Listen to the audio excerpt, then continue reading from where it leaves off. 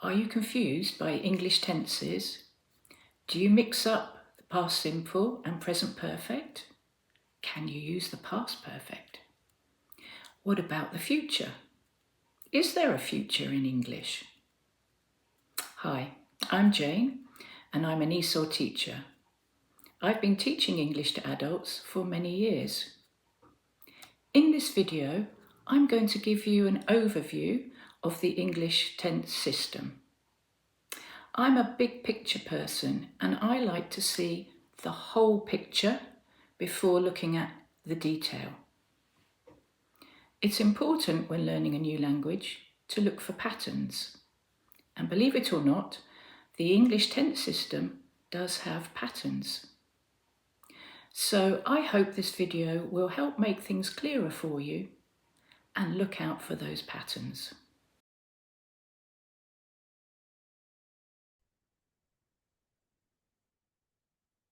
Tense means time, and there are two tenses in English, present and past. But what about the future, you say? I'll come to the future later. So we have our two tenses, but each tense has three aspects: simple, continuous, and perfect.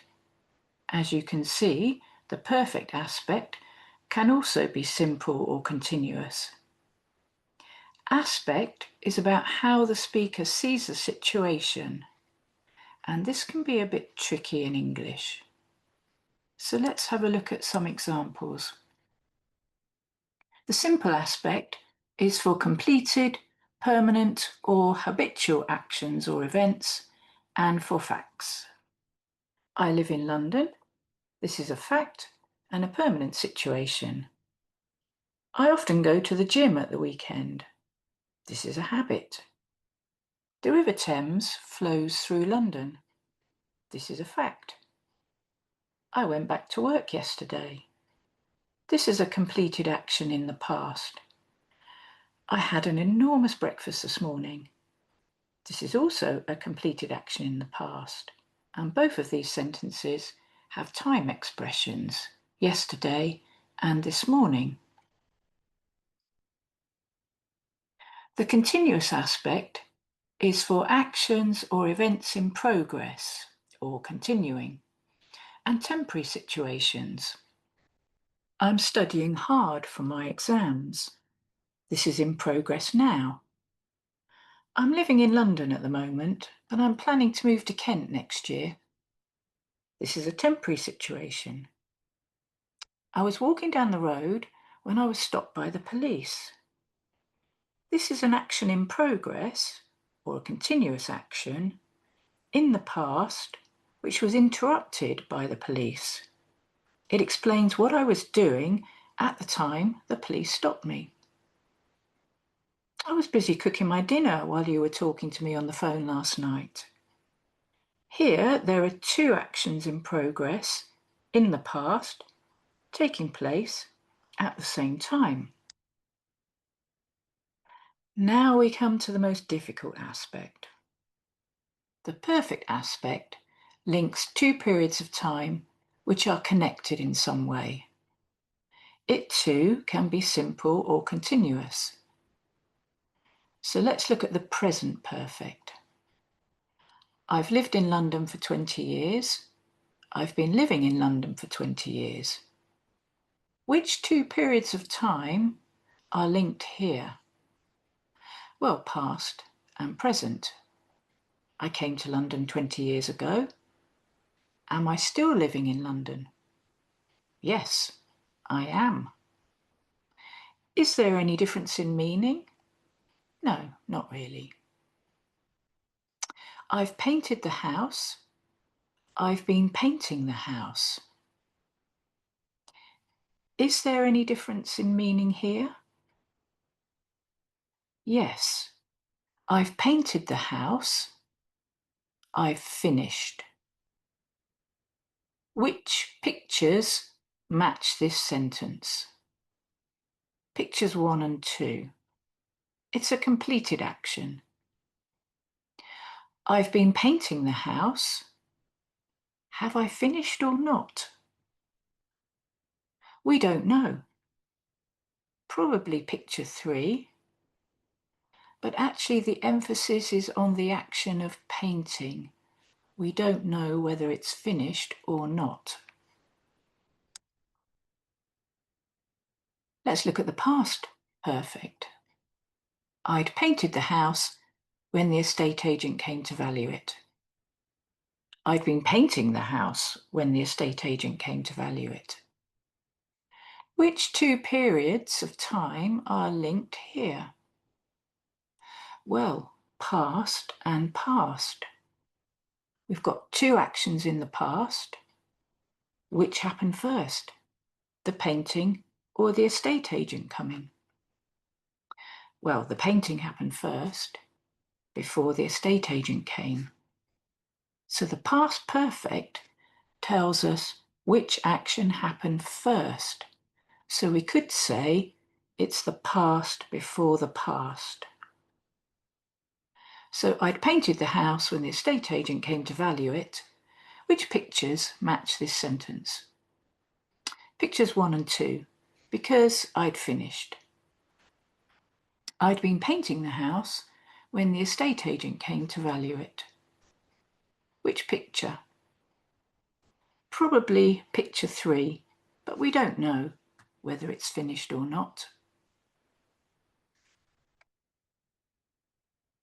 Let's look at the future perfect.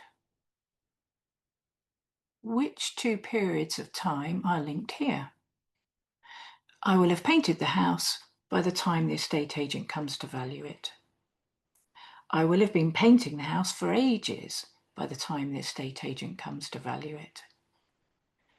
Well, here we're connecting the present with the future. What is will here? Well, will is for prediction or probability. In the first sentence, I will have painted the house by the time the estate agent comes to value it. Which pictures? Well, pictures 1 and 2. I'm predicting that the house will be ready, finished, by the time the estate agent comes, let's say next week. I will have been painting the house for ages by the time the estate agent comes to value it. Well, here I probably started painting the house in the past. I know that it's going to take me a long time to finish it. It's a big house. I don't know whether I will have finished it or not by the time the estate agent comes. Probably picture 3. But all I know is I will have been doing this for such a long time, I'll be completely fed up with it. Now, you may remember at the beginning, I said I would deal with the future later. And here we are. But there is no future in English. What I mean is there's no future tense in English. We use different present structures to talk about different kinds of future. So let's have a look at some examples. Present simple, sometimes called the timetable future, because we use it to talk about things that run to timetables or schedules, such as trains, buses, planes, and even builders if you're lucky. So this is quite logical if you think about it, as we use the present simple for things that happen regularly. So the train leaves at 10 o'clock tomorrow. We fly to Paris on Tuesday. The builders start next week. The present continuous, sometimes called the diary future, because it's used for arrangements. The kind of thing you would write in your diary. I'm seeing the doctor on Wednesday at 3 o'clock. I have an appointment. He's meeting me later. We have an arrangement. Is he coming to your party? I'm asking about an arrangement. If he is, then I'm not coming. This is my arrangement. Going to future. This has two uses: for plans or evidence that something is about to happen. I'm going to see my family at Christmas. This is my plan. He's going to apply for university next year. This is his plan. It's going to rain. Here there's evidence that something is about to happen. We look out of the window, we see grey clouds, the sky goes dark. He's going to fall off that ladder. Again, there's evidence that something is about to happen. Maybe he's leaning too far over, or maybe the ladder is wobbling too much. And will. Now, will is not the future in English. It has two uses: prediction and volition. What is volition? Volition is free will to make decisions, choices, offers and promises, and so on. And this can be present or future. I'll see you tomorrow. Well, this could be a bit of both prediction and volition. I'll probably see you tomorrow. This is a bit less certain. I'll definitely be there tomorrow. This is much more certain. It'll be too late to ring you when I get home. This is my prediction. I won't help you anymore. This is volition. I'm refusing to help you because I've had enough. Let's have a closer look at will then. Will is a modal verb, and all modal verbs can be used for different degrees of probability and possibility. And as I said, will can be used for present and future. Volition is about free will to make decisions, choices, offers, promises, and so on.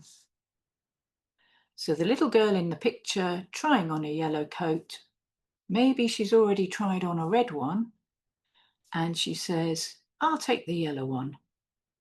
So this is volition. It's a decision, and it's about the present. She wants it now. It'll get better. I'll make tea. This is an English stereotype. Whenever things go wrong, English people make tea and everything is fine. It'll get better. Prediction. I'll make tea. Volition. For the present, I'm making tea now. Don't worry, it'll be all right. This is what we say when we're reassuring someone, and it's a prediction. I'll phone you later. This could be prediction or volition, or a bit of both. Things will get better. Prediction. And let's hope so. Well, I hope this video helped to make things a bit clearer for you. Try and use those patterns to make your own sentences and listen out for them too. Good luck, and thank you for watching.